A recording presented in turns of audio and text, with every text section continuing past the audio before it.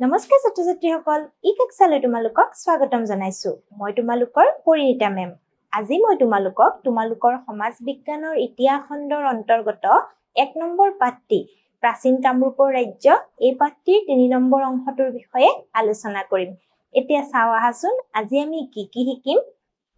আজি আমি শিকিম প্ৰাচীন কামৰূপ ৰাজ্যৰ প্ৰশাসন ব্যৱস্থাৰ বিষয়ে। আৰু লগতে আমি শিকিম যে প্ৰাচীন কামৰূপৰ ভূমি ব্যৱস্থাৰ বিষয়ে, অৰ্থাৎ ভূমি ৰাজহ এইবোৰনো কেনেকুৱা আছিল সেই বিষয়ে শিকিম। এতিয়া চাও আহাচোন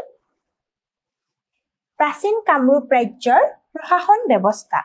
অৰ্থাৎ প্ৰাচীন কালত কামৰূপ ৰাজ্যৰ প্ৰশাসনিক ব্যৱস্থাটো কেনেকুৱা আছিল, কি কৰিছিল ৰজাসকলে, এই সকলোবোৰ কথা আমি আলোচনা কৰিম। কামৰূপ ৰাজ্যখনকো ভুক্তি, মণ্ডল, বিষয়, পুৰ, গ্ৰাম আদি ভাগত ভাগ কৰা হৈছিল। অৰ্থাৎ ইমান বিশাল এখন ৰাজ্য শাসনৰ সুবিধাৰ বাবে কি কৰিছিল, কিছুমান সৰু সৰু ভাগত ভাগ কৰি লৈছিল। আৰু ভাগবোৰ চোৱা, ভুক্তি, মণ্ডল, বিষয়, পুৰ, গ্ৰাম আদি এই ভাগবিলাকত কি কৰা হৈছিল, ভাগ কৰা হৈছিল। কিছু সংখ্যক শিলালিপিত ব্ৰহ্মপুত্ৰৰ উত্তৰ পাৰক উত্তৰ কুলদেশ আৰু দক্ষিণ পাৰক দক্ষিণ কুলদেশ হিচাপে নামাকৰণ কৰাও পোৱা যায়। আৰু কিছুমান শিলালিপিত আমি কি পাওঁ, ব্ৰহ্মপুত্ৰৰ উত্তৰ পাৰটোক কি বুলি জানো, উত্তৰ কুলদেশ আৰু দক্ষিণ পাৰক দক্ষিণ কুলদেশ। প্ৰাচীন কামৰূপ ৰাজ্যত ৰাজতান্ত্ৰিক শাসন ব্যৱস্থাৰ প্ৰচলন আছিল। প্ৰাচীন কামৰূপ ৰাজ্যত কি আছিল, ৰাজতান্ত্ৰিক শাসন ব্যৱস্থা। অৰ্থাৎ এতিয়া আমাৰ দেশখন কি গণতান্ত্ৰিক, হয় নে নাই? কিন্তু পুৰণি কালত কি আছিল, গণতান্ত্ৰিক নাছিল। পুৰণি কালত কি আছিল, ৰাজতান্ত্ৰিক শাসন ব্যৱস্থা আছিল। অৰ্থাৎ প্ৰাচীন কামৰূপতো ৰাজতান্ত্ৰিক শাসন ব্যৱস্থাৰ প্ৰচলন আছিল। তাৰ পিছতে চোৱা, শাসকসকলে নিজকে ভগৱানৰ অংশ হিচাপে উপস্থাপন কৰিছিল। শাসকসকলে মানে যিসকল ৰজা আছিল, ৰজাসকলে কি কৰিছিল, নিজকে ভগৱানৰ অংশ হিচাপে উপস্থাপন কৰিছিল। তেওঁলোকে কৈছিল যে আমি ভগৱানৰ অংশ, ঠিক আছে। উদাহৰণ স্বৰূপে বজালী জিলাৰ ডুবিত উদ্ধাৰ হোৱা ফলিত বৰ্মন বংশৰ প্ৰতিষ্ঠাপক পুষ্য বৰ্মনক বিষ্ণুৰ দ্বিতীয় ৰূপ আৰু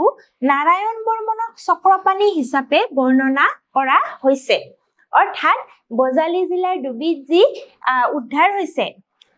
ডুবিত উদ্ধাৰ হোৱা ফলিত, অৰ্থাৎ বজালী জিলাৰ ডুবিত কি হৈছে, তাম্ৰফলি উদ্ধাৰ হৈছে। আৰু সেই ফলিত কি আছে, যে বৰ্মন বংশৰ যি প্ৰতিষ্ঠাতা আছিল পুষ্য বৰ্মন, তেওঁক বিষ্ণুৰ অৱতাৰ বুলি আৰু নাৰায়ণ বৰ্মনক কি বুলি আছে, চক্ৰপাণি বুলি উল্লেখ আছে। অৰ্থাৎ তেওঁলোকক ভগৱান ৰূপে স্বীকৃতি দিয়া হৈছিল। ৰজাসকলে পৰম ভট্টাৰক, মহাৰজাধিৰাজ, পৰম পৰমেশ্বৰ আদি উপাধি গ্ৰহণ কৰা দেখা যায়। অৰ্থাৎ তেওঁলোকে কি কৰিছিল, মহাৰজাধিৰাজ, পৰম ভট্টাৰক আদি উপাধি তেওঁলোকে গ্ৰহণ কৰিছিল। তাৰপিছত চোৱা, তাম্ৰলিপি সমূহত কামৰূপৰ ৰজাসকলক হিন্দু দেৱতা ইন্দ্ৰ, হৰ, বিষ্ণু, বৰুণ, অগ্নি, কুবেৰ আৰু ৰাণীসকলক অদিতি, লক্ষ্মী আদিৰ সৈতে তুলনা কৰা দেখা যায়। অৰ্থাৎ যেনেকে ৰজাসকলক বিষ্ণুৰ অৱতাৰ বুলি মানিছিল, তেনেকে ৰাণীসকলকো কিহৰ লগত তুলনা কৰিছিল, অদিতি, লক্ষ্মী আদিৰ লগত তুলনা কৰিছিল। অৰ্থাৎ ৰজাসকলক ভগৱানৰ লগত তুলনা কৰা হৈছিল আৰু ৰাণীসকলকো কি কৰা হৈছিল, ভগৱানৰ লগতে তুলনা কৰা হৈছিল। ঠিক আছে। এতিয়া এইখন চোৱা, এইখন হল 11 শতিকাৰ আগৰ উমাচল শিলালিপি। এইখন হল উমাচল শিলালিপি 11 শতিকাৰ আগৰ। তাৰপিছত চোৱা, কামৰূপৰ প্ৰশাসনিক ব্যৱস্থাত মন্ত্ৰী পৰিষদৰ বিশেষ ভূমিকা আছিল। মন্ত্ৰী আৰু উচ্চপদস্থ ৰজা বিষয়াসকলক অমাত্য, সচিব, মন্ত্ৰী, মহাপ্ৰতিহাৰী আদি নামেৰেও জনা গৈছিল। আৰু মন্ত্ৰী পৰিষদৰ কি আছিল, গুৰুত্ব আছিল। সেনাবাহিনীৰ মুৰব্বীজনক সেনাধ্যক্ষ আৰু তেওঁৰ তলতীয়া বিষয়াসকলক সেনাপতি, নায়ক, ৰণক আদি নামেৰেও নামাকৰণ কৰা হৈছিল। আৰু সেনাবাহিনীৰ মুৰব্বীজন কোন আছিল, সেনাধ্যক্ষ। এইটো চোৱা, সেনাধ্যক্ষ। আৰু তেওঁৰ তলতীয়াসকলক কি নামে নামাকৰণ কৰা হৈছিল, নায়ক, ৰণক আদি নামেৰে নামাকৰণ কৰা হৈছিল। তাৰ পিছতে চোৱা কামৰূপৰ সেনাবাহিনী যুদ্ধৰ ক্ষেত্ৰত পাৰদৰ্শিতা প্ৰদৰ্শন কৰিবলৈ সক্ষম হৈছিল আৰু যি সেনাবাহিনী আছিল তেওঁলোকে কি হৈছিল পাৰদৰ্শিতা প্ৰদৰ্শন কৰিছিল কিহত পাৰদৰ্শিতা প্ৰদৰ্শন কৰিছিল যুদ্ধৰ ক্ষেত্ৰত মিনহাজ চিৰাজে কামৰূপৰ চিপাহীসকল বিচক্ষণ যুঁজাৰু আছিল বুলি অভিহিত কৰিছে কোনে অভিহিত কৰিছে মিনহাজ চিৰাজে কি বুলি অভিহিত কৰিছে যে কামৰূপৰ যোদ্ধাসকল বা চিপাহীসকল বিচক্ষণ যোদ্ধা আছিল ঠিক আছে কামৰূপৰ সেনাবাহিনীত অশ্বাৰোহী নৌবাহিনী হস্তি বাহিনী আৰু পদাতিক সৈন্যৰে সুসজ্জিত আছিল ভাস্কৰ বৰ্মনৰ ৰাজত্বকালত কেইবাটাও মন্দিৰ নিৰ্মাণ কৰা হৈছিল আৰু সেনাবাহিনীত কি আছিল অশ্বাৰোহী আছিল নৌবাহিনী আছিল হস্তি বাহিনী আছিল আৰু পদাতিক সৈন্যও আছিল আৰু ভাস্কৰ বৰ্মনৰ ৰাজত্বকালত বিভিন্ন ধৰণৰ মন্দিৰ নিৰ্মাণ কৰা হৈছিল তাৰ পিছত চোৱা সেই কালত কামৰূপৰ ৰাজ্য শিক্ষাৰ অন্যতম কেন্দ্ৰৰূপে প্ৰতিষ্ঠা লাভ কৰিছিল সেই সময়ত কামৰূপ ৰাজ্য কি হৈছিল শিক্ষাৰ অন্যতম কেন্দ্ৰ আছিল অৰ্থাৎ শিক্ষাই সম্প্ৰসাৰিত ৰূপ লাভ কৰিছিল তাৰ পিছতে চোৱা প্ৰাচীন কামৰূপ ৰাজ্যৰ ভূমি ৰাজহ ব্যৱস্থা এতিয়া আমি চাম ভূমি আৰু ৰাজহ ব্যৱস্থানো কেনেকুৱা আছিল ৰাজ্যৰ সমগ্ৰ ভূমি ৰজাৰ অধীন আছিল ৰজাই এই ভূমি প্ৰয়োজন অনুসাৰে ব্ৰাহ্মণ ধৰ্মানুষ্ঠান আদিলৈ দান হিচাপে আগবঢ়াইছিল ৰাজ্যখনত যিমান ভূমি আছিল আটাইবোৰ ভূমি কি আছিল ৰজাৰ অধীন অৰ্থাৎ সকলো ভূমিৰ ওপৰত কেৱল ৰজাৰ কৰ্তৃত্ব আছিল আৰু ৰজাই নিজৰ ইচ্ছামতে ধৰ্মানুষ্ঠান বা শিক্ষানুষ্ঠান যালেই মন যায় অৰ্থাৎ যাকে দান দিব মন যায় তাকে তেওঁ কি কৰিছিল দান দিছিল দান কৰা ভূমিক দেৱোত্তৰ ব্ৰহ্মোত্তৰ ধৰ্মোত্তৰ অগ্ৰহাৰ আদি নামেৰে জনা গৈছিল আৰু ৰজাই যে দান দিছিল ভূমিবোৰ সেই ভূমিবোৰৰ নাম আছিল দেৱোত্তৰ ধৰ্মোত্তৰ অগ্ৰহাৰ আদি নাম আছিল ঠিক আছে ভূমি ৰাজহ আছিল ৰাজ্যৰ আয়ৰ অন্যতম উৎস এই ৰাজহ নগদ ধন অথবা সামগ্ৰীৰ মাধ্যমত সংগ্ৰহ কৰা হৈছিল আৰু ভূমিও কি হৈছিল ৰাজহ হিচাপে সংগ্ৰহ কৰা হৈছিল নগদ ধনৰ বিনিময়ত বা সামগ্ৰীৰ মাধ্যমতো কি কৰা হৈছিল নগদ ধন অথবা সামগ্ৰীৰ মাধ্যমতো সংগ্ৰহ কৰা হৈছিল তাৰ পিছত চোৱা দান দিয়া ভূমিক কৰ সংগ্ৰহৰ পৰা ৰেহাই দিয়া হৈছিল আৰু কোনোবাই যদি ভূমি দান দিছে তেতিয়া হলে কি হয় সেই কৰ সংগ্ৰহৰ পৰা কি হয় ৰেহাই দিয়া হয় অৰ্থাৎ ৰজাই ধৰাই লোৱা কাবাক ভূমি দান দিছে ঠিক আছে সেই যে দান দিলে সেই ভূমিখিনিৰ পৰা আৰু কৰ লোৱা নহয় তাৰ পিছতে চোৱা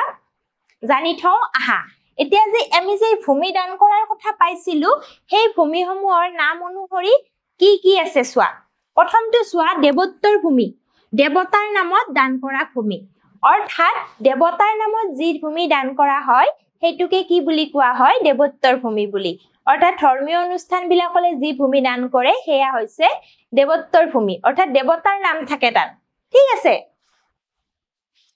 তাৰ পিছত আছে চোৱা ব্ৰাহ্মণৰ নামত দান কৰা ভূমি এইটো হল ব্ৰহ্মোত্তৰ ভূমি ব্ৰহ্মোত্তৰ ভূমিটো কি যি ভূমি ব্ৰাহ্মণক দিয়া হয় সেয়া হৈছে ব্ৰহ্মোত্তৰ তাৰ পিছত চোৱা ধৰ্মোত্তৰ মন্দিৰৰ নামত দান কৰা মাটি আৰু মন্দিৰৰ নামত দান কৰা মাটিবিলাকক কি কয় ধৰ্মোত্তৰ প্ৰথমটো মন কৰিবা প্ৰথমটো হৈছে দেৱোত্তৰ অকল দেৱতাৰ নামত দেৱতাৰ নামত যি ভূমি দান কৰা হৈছে সেয়া হৈছে দেৱোত্তৰ ব্ৰাহ্মণৰ নামত যি দান কৰা হৈছে সেয়া হৈছে ব্ৰহ্মোত্তৰ তাৰ পিছত আহিব ধৰ্মোত্তৰ সেয়া হৈছে ধৰ্মীয় অনুষ্ঠান বা মন্দিৰৰ নামত তাৰ পিছতে চোৱা অগ্ৰহাৰ গাঁওসমূহত ব্ৰাহ্মণসকলক দান কৰে গাঁওসমূহে ব্ৰাহ্মণসকলক যি ভূমি দান কৰে সেয়া হৈছে অগ্ৰহাৰ উল্লেখিত ভূমিক কৰ আদায়ৰ পৰা ৰেহাই দিয়া হৈছিল আৰু এই ভূমিবিলাকৰ পৰা কি কৰা হৈছিল কৰ আদায় কৰা হোৱা নাছিল তাক কৰ আদায়ৰ পৰা কি হৈছিল ৰেহাই দিয়া হৈছিল অৰ্থাৎ দেৱোত্তৰ ভূমি ব্ৰহ্মোত্তৰ ভূমি ধৰ্মোত্তৰ ভূমি আৰু অগ্ৰহাৰ এই ভূমিৰ পৰা কি হৈছিল কৰ লোৱা হোৱা নাছিল ঠিক আছে তাৰ পিছত চোৱা এতিয়া চোৱা প্ৰাচীন কামৰূপ ৰাজ্যৰ সমাজ ব্যৱস্থা প্ৰাচীন কামৰূপৰ সমাজখন বিভিন্ন নৃগোষ্ঠী যেনে অষ্ট্ৰিক দ্ৰাবিড় তিব্বত বৰ্মীয় আলপাইন আদিৰে গঠিত আছিল অৰ্থাৎ সমাজত কি আছিল বিভিন্ন ধৰণৰ নৃগোষ্ঠী আছিল আৰু নৃগোষ্ঠীবোৰ কি চোৱা অষ্ট্ৰিক দ্ৰাবিড় তিব্বত বৰ্মীয় আলপাইন আদি এইবিলাক নৃগোষ্ঠীৰে কি আছিল প্ৰাচীন কামৰূপৰ সমাজখন গঠিত হৈছিল তাৰ পিছত চোৱা সমাজখনত নানান বৃত্তিধাৰী লোক যেনে বাৰণ লেখক বৈদ্য দেৱজ্ঞ কুম্ভকাৰ কৈবৰ্ত অন্তবাই নৌকী আদিয়ে কামৰূপৰ আৰ্থ-সামাজিক জীৱন সমৃদ্ধ কৰিছিল আৰু বিভিন্ন ধৰণৰ বৃত্তিধাৰী লোক কি আছিল কামৰূপত আছিল আৰু কামৰূপৰ আৰ্থ-সামাজিক জীৱনটো সমৃদ্ধ কৰিছিল অৰ্থাৎ আৰ্থ-সামাজিক দিশত সমৃদ্ধ কৰিছিল ঠিক আছে তাৰ পিছত চোৱা ভাৰতবৰ্ষৰ আন প্ৰান্তৰ দৰে কামৰূপতো ব্ৰাহ্মণসকলৰ স্থান সমাজত উচ্চ আছিল আৰু কামৰূপৰ ৰজাসকলে ব্ৰাহ্মণক মাটি বাৰী গাঁও আদি দান কৰিছিল প্ৰাচীন কামৰূপৰ সমাজখন উদাৰ আছিল আৰু ভাৰতৰ আন স্থানৰ নিচিনাকে কামৰূপতো কি আছিল ব্ৰাহ্মণসকলৰ স্থান সদায় উচ্চ আছিল আৰু ব্ৰাহ্মণসকলক ৰজাই কি কৰিছিল মাটি সম্পত্তি দান কৰিছিল আৰু প্ৰাচীন কামৰূপৰ সমাজখন কি আছিল উদাৰ আছিল ঠিক আছে তাৰ পিছত চোৱা জানি থওঁ আহা হিন্দু ধৰ্মশাস্ত্ৰত মানুহৰ স্বভাৱ আৰু সাধ্য অনুসৰি বৃত্তি নিৰ্বাচনৰ কথা উল্লেখ আছে আৰু হিন্দু ধৰ্মশাস্ত্ৰত কি আছে মানুহৰ স্বভাৱ আৰু সাধ্য অনুসৰি বৃত্তি নিৰ্বাচন কৰিব পাৰে আৰু ইয়াকে বৰ্ণাশ্ৰম বুলি কোৱা হয় বৰ্ণাশ্ৰম অনুসৰি মানুহৰ চাৰিটা বৰ্ণ নিৰ্ণয় কৰা হৈছে সেইকেইটা হ'ল ব্ৰাহ্মণ ক্ষত্ৰিয় বৈশ্য আৰু শূদ্ৰ অৰ্থাৎ মানুহৰ স্বভাৱ আৰু সাধ্য অনুসৰি কি কৰিব লাগে মানুহে বৃত্তি নিৰ্ণয় কৰিব লাগে বা বৃত্তি নিৰ্বাচন কৰিব লাগে আৰু ইয়াকে কি বুলি কোৱা হয় বৰ্ণাশ্ৰম আৰু বৰ্ণাশ্ৰম অনুসৰি কি কৰা হৈছে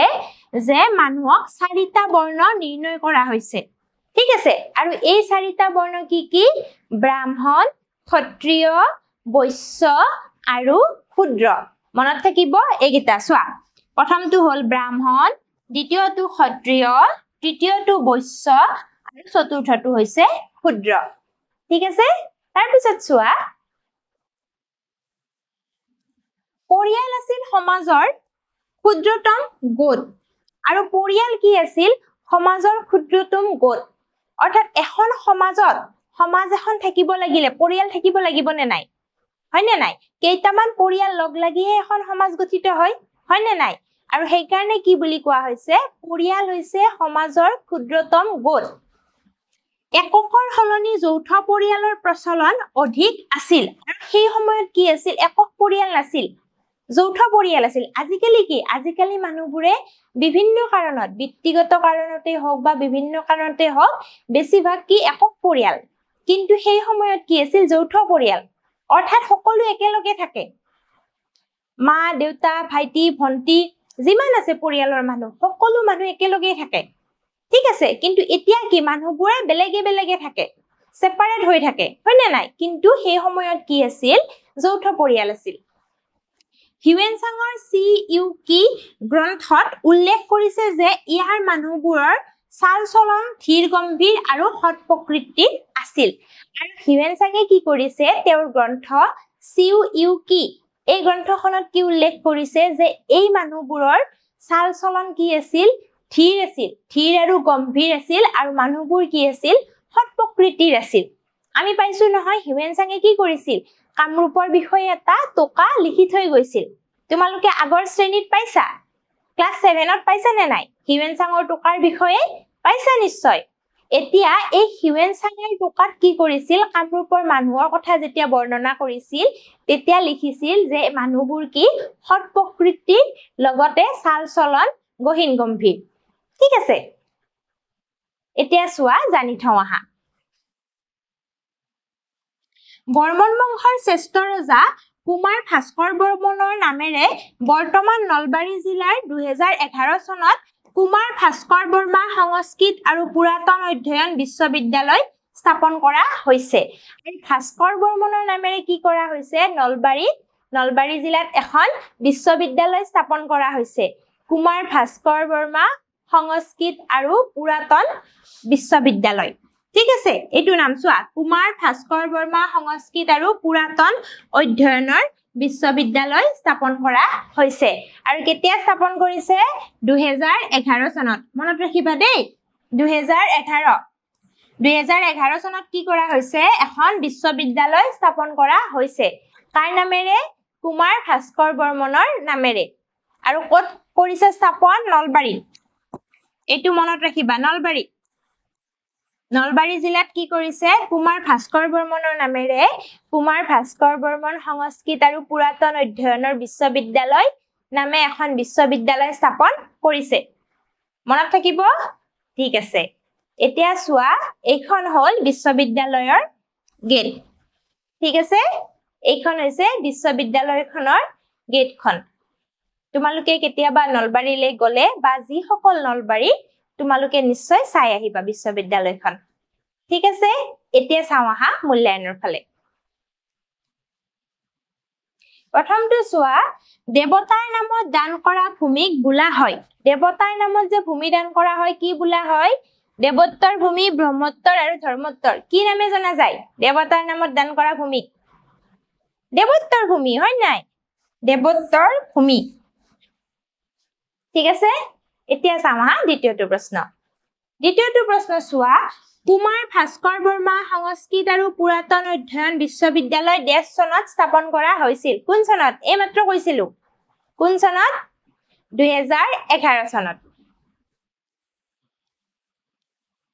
2011 চনত কি কৰা হৈছিল কুমাৰ ভাস্কৰ বৰ্মা সংস্কৃত আৰু পুৰাতন অধ্যয়নৰ বিশ্ববিদ্যালয়খন স্থাপন কৰা হৈছিল ঠিক আছে এতিয়া চাও আহা